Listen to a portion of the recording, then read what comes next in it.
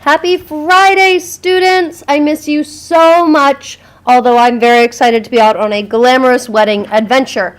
I understand that sometimes it can be hard when your teacher's not there to hold your hand, so I thought I would leave you a little message to help to ease your transition into the holidays.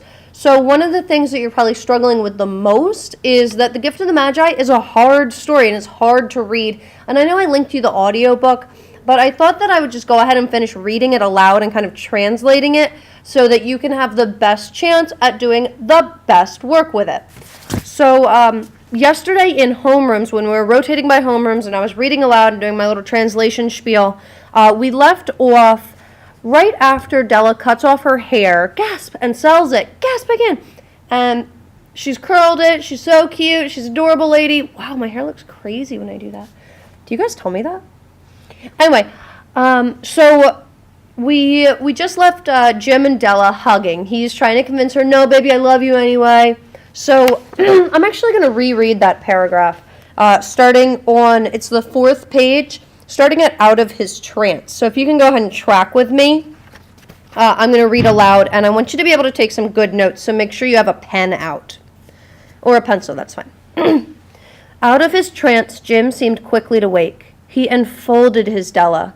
For 10 seconds, let us regard with discreet scrutiny some inconsequential object in the other direction, i.e., look away so they can hug in private. $8 a week or $1 million a year. What is the difference? A mathematician or a wit would give you the wrong answer, right? What would they say to you? They'd give you a number. They'd subtract, right? 1 million minus 8. And they would give you a number, but the author's saying that's not the real thing at issue here. Let's take a look at the next sentence. The Magi brought valuable gifts. You know what they brought. They brought the myrrh, they brought the frankincense, they brought the gold. Those were valuable things, but that was not among them, the thing that is so valuable. This dark assertion will be illuminated later on. Right now, I'd like you guys to pause the video so that you can make a prediction about what this thing is that's so valuable that has not been brought by the Magi and that isn't involved with money. So you paused. That was delightful. Glad we all made a lovely prediction. Let's keep moving. So Jim drew a package from his overcoat pocket and threw it upon the table. Don't make any mistake, Dell, he said about me. I don't think there's anything in the way of a haircut or a shave or a shampoo that could make me like my girl any less. But if you'll unwrap that package, you may see why you had me going a while at first. White fingers and nimble tore at the string and paper, and then an ecstatic scream of joy, and then, alas, a quick feminine change to hysterical tears and wails, necessitating the immediate employment of all the comforting powers of the Lord of the Flat. So pause there. What's in the package? You've already made a prediction. I know you already have an idea. And of course the next paragraph down gives you a clue. But we need to figure this out. And go back to what the author said prior about the 3 kind of stages of life. There's the sobbing, there's the sniffling, and there's the absolute smiles. She just ran the entire gamut. She went from, OMG, I'm so excited, to, I'm so sad. She's all over the place. And so the Lord of the Flat, right, the master of the house, Jim, has to comfort her. They can't say anything else because he's too busy snuggling his babe because she's bummed. So let's look at the next paragraph. Let's keep going. For there lay the combs. The set of combs, side and back, so for the side of the head and for the back of the head, that Della had worshipped long in a Broadway window. Beautiful combs, pure tortoise shell, with jeweled rims, just the shade to wear in the beautiful, vanished hair. They were expensive combs, she knew, and her heart had simply craved and yearned over them without the least hope of possession. And now they were hers. But the tresses, the hair that should have adorned the coveted adornments, were gone. All right, so what does that mean? So he gives her a set of combs. They're like fancy barrettes that you kind of stick into your hair. And so he got her these perfect combs. Guys, this is the irony. She just sliced all her hair off, and here's this beautiful hair thing. She can't use it. It doesn't match This is the irony of this piece. So let's keep going. But she hugged them to her bosom. Bosom is another word for a chest. And at length she was able to look up with dim eyes and a smile and say, "My hair grows so fast, Jim." And then Della leaped up like a little singed cat and cried, "Oh, oh!" Jim had not yet seen his beautiful present. She held it out to him eagerly upon her open palm.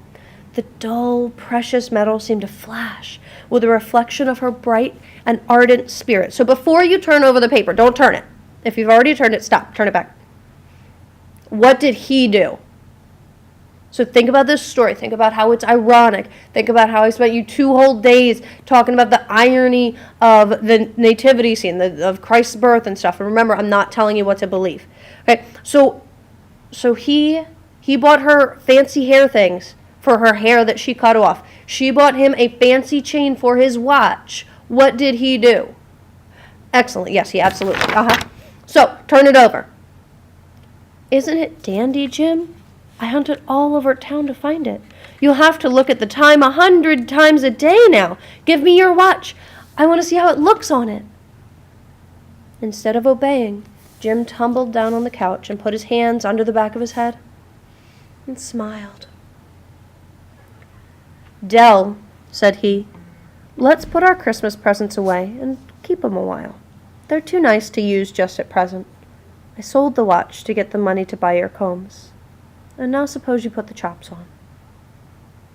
Whoa, whoa, whoa. Stop everything.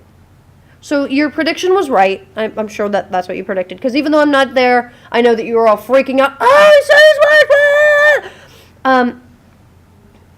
How is Jim feeling right now?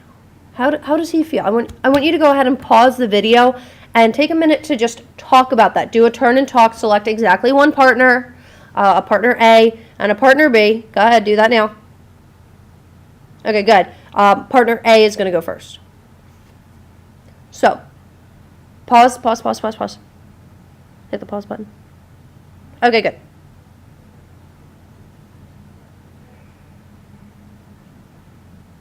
I assume you just paused and had a wonderful discussion about what Jim is feeling right now. If you didn't, pause me again and go back and have that discussion. Let's go back to the last paragraph. The Magi, as you know, were wise men, wonderfully wise men, who brought gifts to the babe in the manger. So to baby Jesus in the animal food trough, the manger. They invented the art of giving Christmas presents. Being wise, their gifts were no doubt wise ones, possibly bearing the privilege of exchange in case of duplication. And here I, being the author, I have lamely related to you the uneventful chronicle of 2 foolish children in a flat who most unwisely sacrificed for each other the greatest treasures of their house. So before we read on, I want to take a look at that. Does the author actually think that they're being foolish?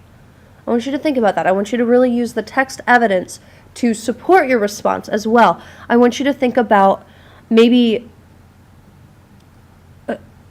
did they gain something in losing what they had? Did Della gain something in selling off her hair? Did Jim get something out of selling his watch? And not just like, yeah, he got some money and then he bought the combs, but think about it really at like a deeper level.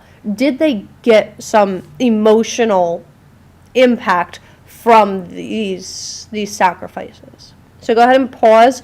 This time it's partner B going first. Go ahead and pause, turn and talk about whether or not these characters, Jim and Della, got something out of selling their prized possessions. So go ahead and pause me.